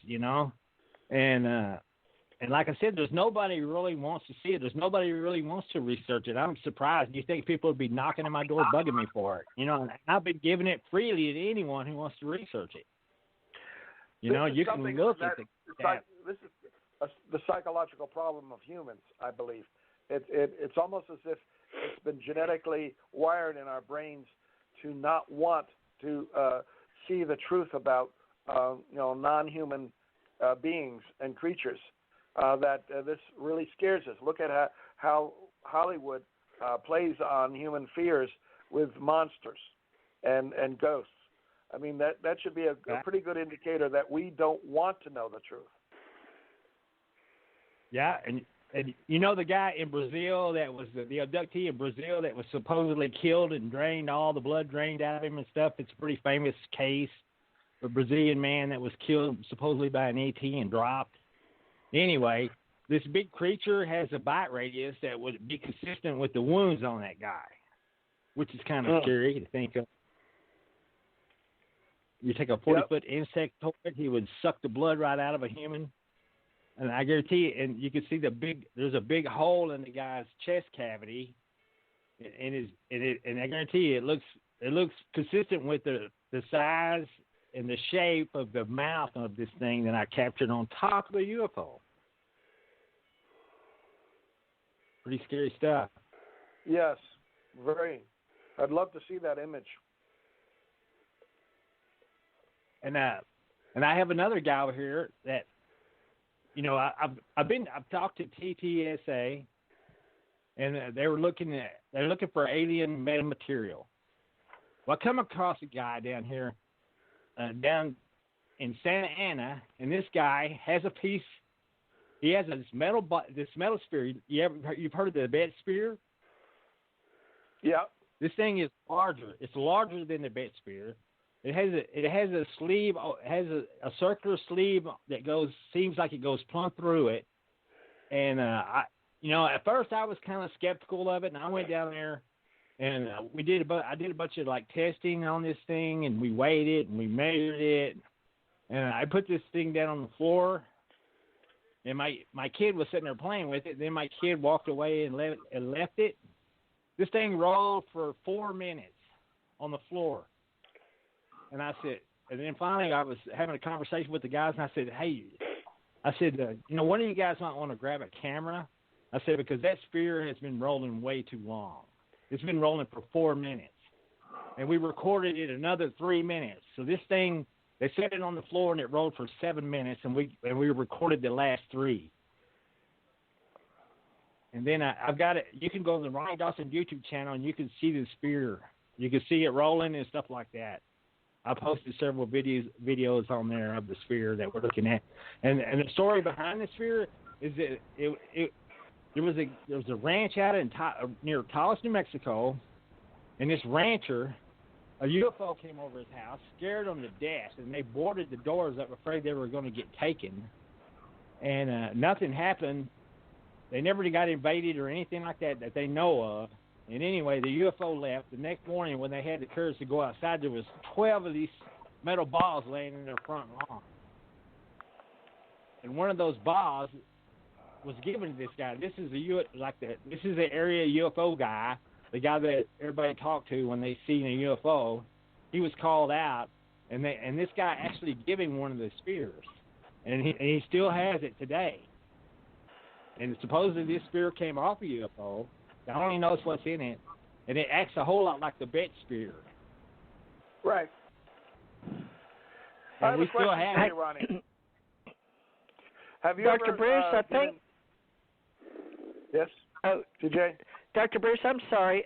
I'll go back on mute. I think Hugh Charleston showed up here from Virginia. There's an 804 number on here, but I turned him on, so. If you want to go ahead and ask that question. But is that you, Hugh? I just need to make sure. Yes, I would love to connect with Dr. Cornett related to the Hudson Valley. Okay. Well, Very you're good. on, but let him ask the question, and he'll get with you, Hugh. And Jan, I want Jan, but Hugh's been with us from the beginning, too. I'm going to go back on mute.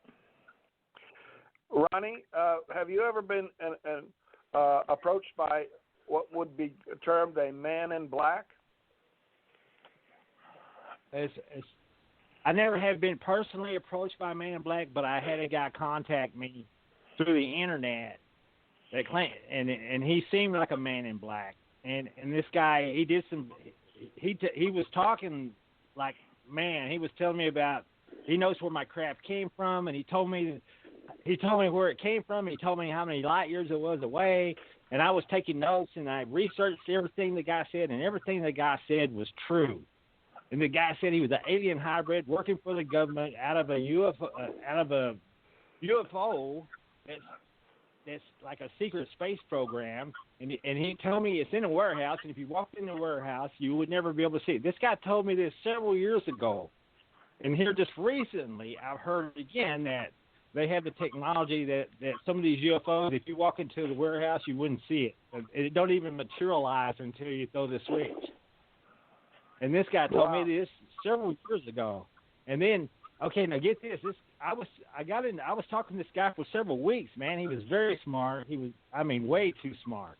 And he was even saying, he said, I could come down and give you a ride.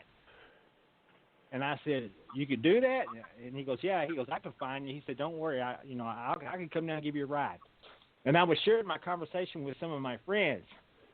And then the next time I talked to the guy, he was very angry. He said, I know you've been sharing our conversation. And he goes, I'm very upset that you've done this. He said, I thought we were buddies. And, he said, I can't have anybody else knowing the nature of our conversation. He said, he said, I had to delete everything you had, and he said, I deleted off your friend's computers too. And I'm going, well, I'm really sorry about that. I didn't mean anything by it. He goes, I understand. He said, that's just part of being human.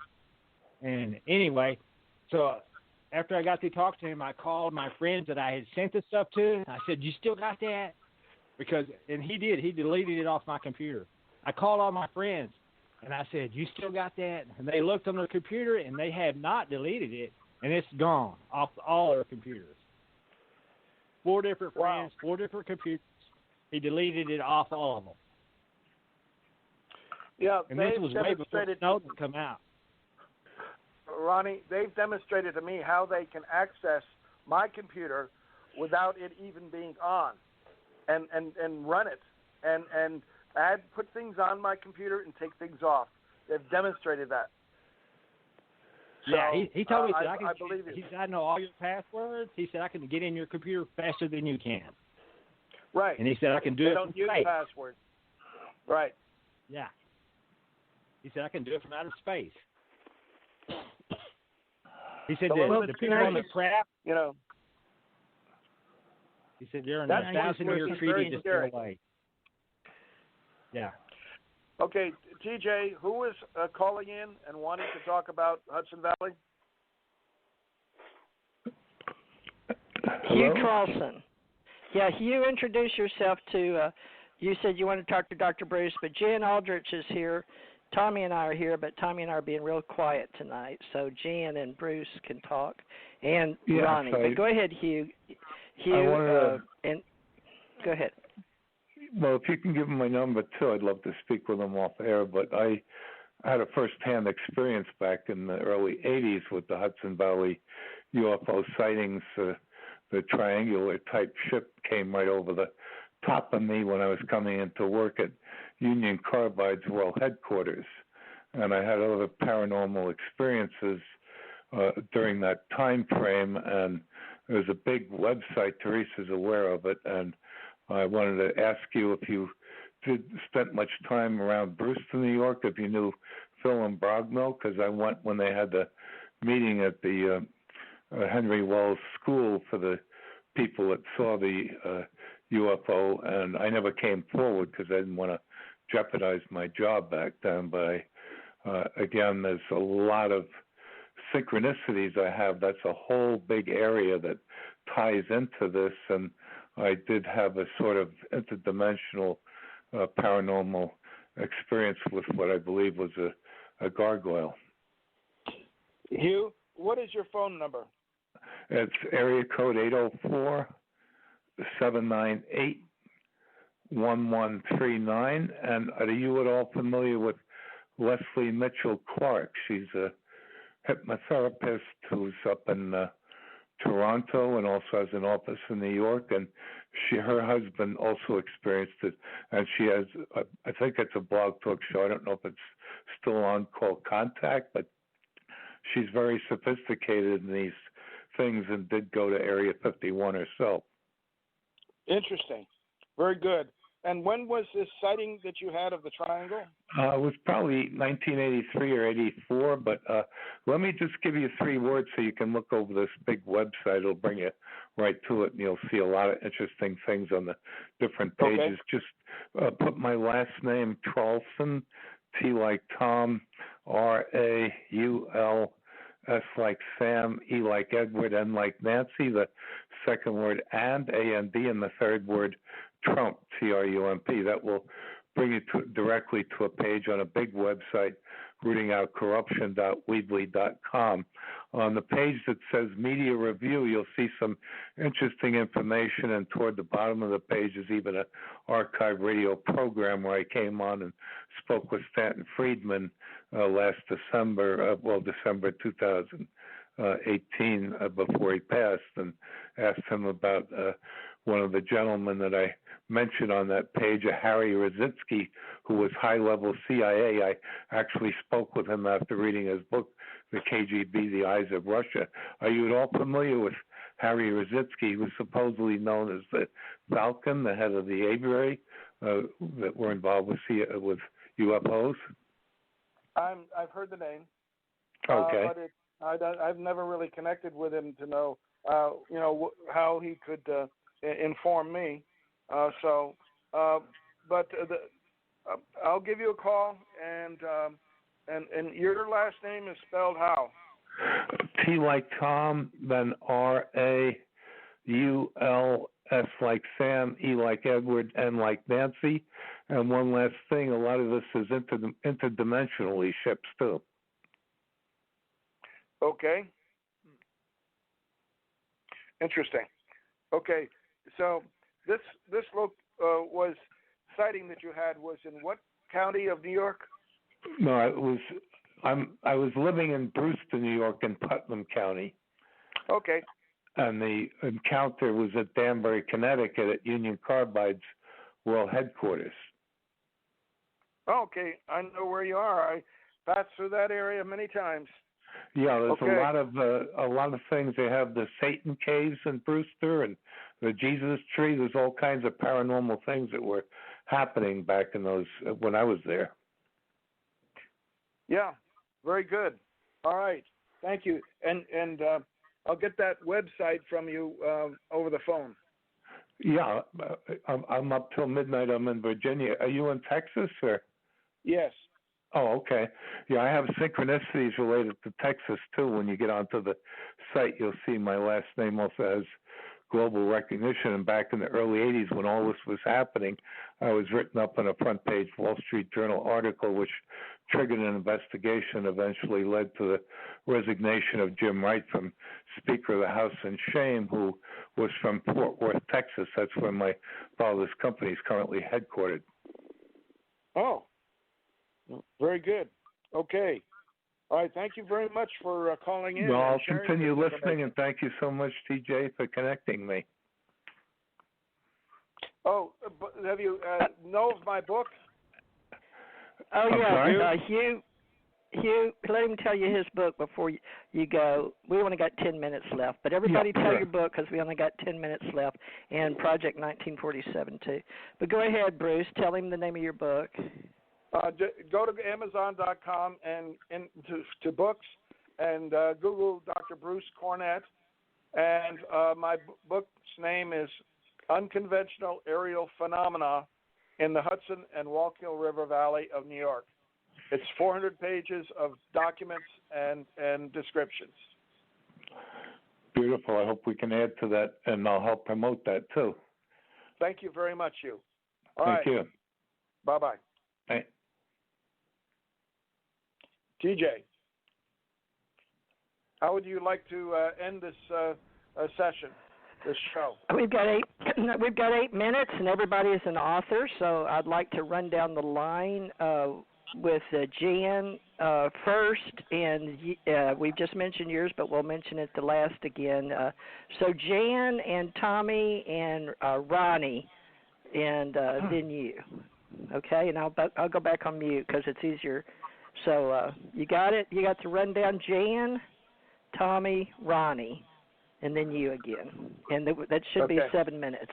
Okay. Okay. Jan, you're up.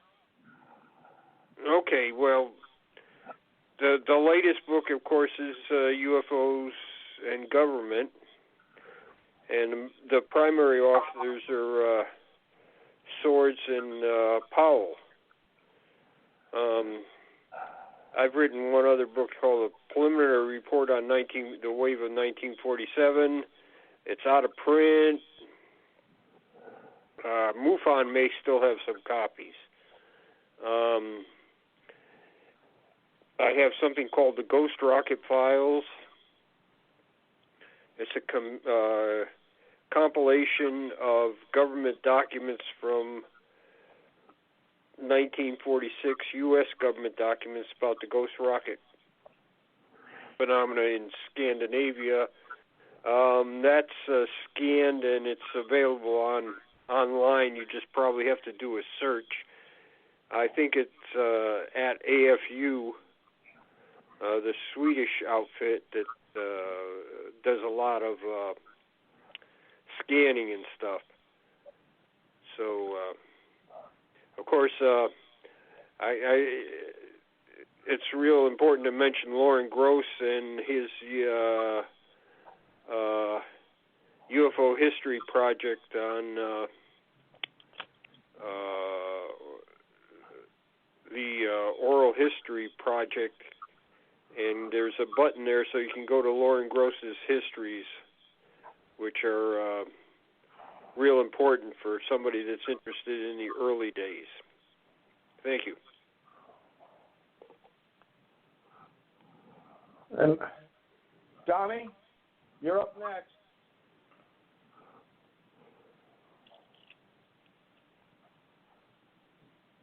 My first book is How to See God. My second book is When Truth is Called Crazy. My third book is Truth Beyond Illusion. And my fourth book, which I feel is the most important, is The True Teachings of Jesus from God Realization. And I'm putting out a field manual on how to see a UFO, which I'm giving away as a PDF file if anybody's interested. So real fast, my email is hawksblood1@AOL.com. Anybody that sends me a link, I'll give them a copy of my first book, second book, or the PDF file of how to see a UFO. Thank you. Ronnie? Thank you, Tommy. Yeah, this is Ronnie Dawson. My book is called The Ronnie Dawson UFO Story. It's available on Barnes & Noble, Amazon, or you can even get it at Walmart. You can see my videos at the Ronnie Dawson YouTube channel. And it's got the videos of the sphere. And if you want to see some of the UFO pictures and alien pictures that I've captured, you can just go to Google Images and type in Ronnie Dawson UFO, RONNY-DAWSON UFO, and you can see it right there on Google. Most of them will load up for you. So thank you. It's been fun, guys. Yes, it has. Thank you. DJ? Yeah, I'm back. You want to mention your book again? It's sort of a long title, isn't it? But it's available on Amazon. But my books are on Amazon. Just look up books by Teresa J. Morris, Morris. That's Teresa, Theresa. And if you'd like to join us, I've formed a club on Patreon, Patreon.com. I've formed patreon.com/join/Teresa J. Morris. And I'm hosting a bunch of different associations that do clubs or groups or oral history. And Jan has agreed to help me with all the UFO Association. And so if you go to the Patreon, you can we figured out a way where we all didn't have to pay so much money, and you can just do one a month or two a month just to help pay the overhead for the archives. And then hopefully, we got 8 years. I'm just going to keep paying for the archives we've got, but we're starting in 2020 to make all these oral archives, and then anybody that participates can have a copy here, and we put them out free everywhere, folks. But I pay for all the majors, Spreaker and Stitcher, and Stitcher, iTunes, where you can get on Apple. Anyway, just look up TJ Morris ET Radio is the key. TJ Morris ET Radio. Okay, Bruce. Now we want to do this next Friday, and you'll be pulling. Will you be here for the club, or are you going to do just once a month, or are we going to do this every Friday, Bruce, Dr. Bruce? Well, I would say we're coming up to February, and I'll be out of town for several weeks, so I probably should only do it on selected Fridays, okay? You'll have to communicate back to me on which Fridays. Okay. Well, and then Jan can maybe do a late... Right, next Friday, I think it will be okay. That will be right before the end of the month, right? So that is fine. But let's see who we can invite to have on our show, all right? Yeah, we don't have to have so many people, but we've been doing it for so many years, they like to hear what's old and new. So we say we got the ancient wisdom and the new thought teachings, but the oral history of UFO we did tonight. So Friday nights are pretty cool. And Tommy's going to do Wednesday with me, folks, all y'all that like our spiritual Ascension Age stuff, spiritual stuff, and Sunday. And I do Tuesday with Jan Aldrich for UFO Association, Tuesday 3 to 5 my time. That's 4 to 6 Eastern his time. And he's got so many friends in around the world and that are so well famous and all have archives that we're trying to do an oral archive and keep books running, about 10 to 12 chapters or episodes per book. So join Jan Aldrich on Tuesdays 4 to 6 Eastern right here on TJ Morris ET Radio. Tommy Hawk's Blood right here. We haven't established a time, but I do usually 4 to 6 Eastern or 8 to 10 Eastern. So we do a day show and a night show.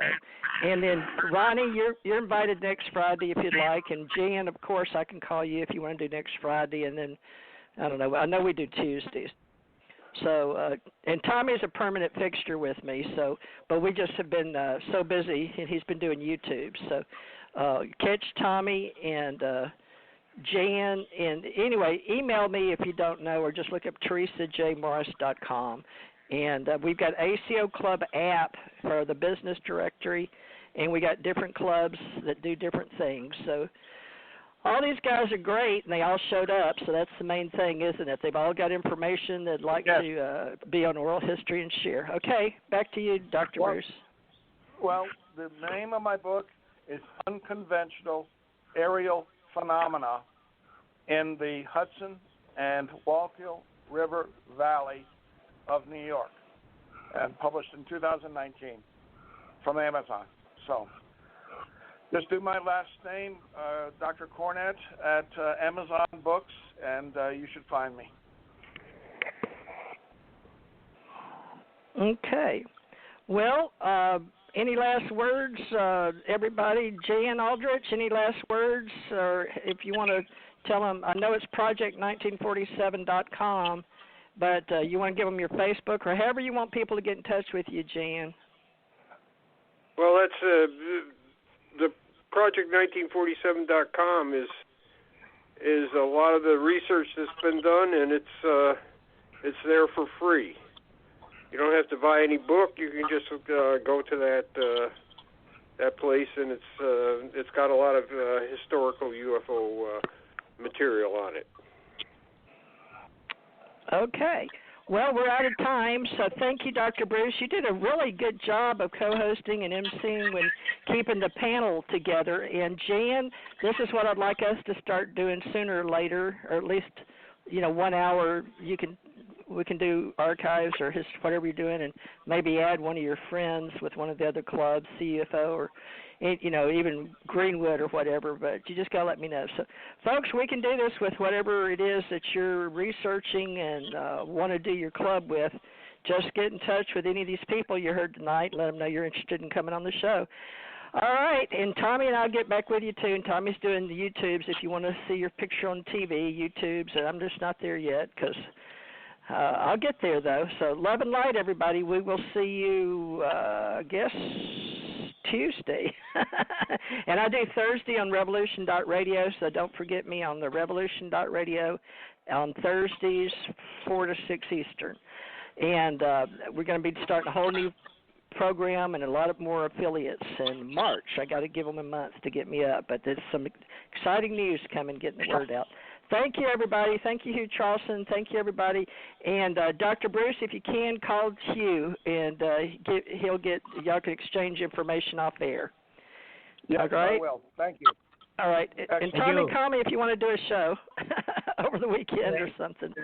All right, Jan. Talk at you Tuesday, Jan. Okay. Thank you, everybody. All right. And Ronnie, you know to call in, so call me.